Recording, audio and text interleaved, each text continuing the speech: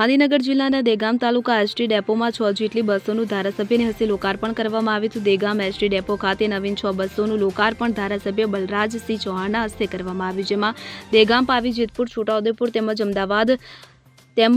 અમદાવાદ, પાટણ તેમજ દેગામ, મોરબી તેમજ ગાંધીનગર, ફતેપુર તેમજ દેગામ, આમેટ એમ 6 બસોને તાલુકાના ધારાસભ્ય બલરાજસિંહ ચૌહાણ દ્વારા લીલી ઝંડી આપવામાં આવી હતી। આ લોકાર્પણ કાર્યક્રમમાં ધારાસભ્ય બલરાજસિંહ ચૌહાણ ઉપરાંત તાલુકા ભાજપ પ્રમુખ કેતન પટેલ, તાલુકા નગરપાલિકા પ્રમુખ વૈશાલીબેન સોલંકી, દેગામ શહેર ભાજપ પ્રમુખ ગોપાલ બારોટ, યોગેન્દ્રભાઈ શર્મા, શૈલેષભાઈ પટેલ તેમજ શહેરના અગ્રણી આગેવાનો, કર્મચારીઓ અને આમ જનતા મોટી સંખ્યામાં ઉપસ્થિત રહેવા પામી હતી।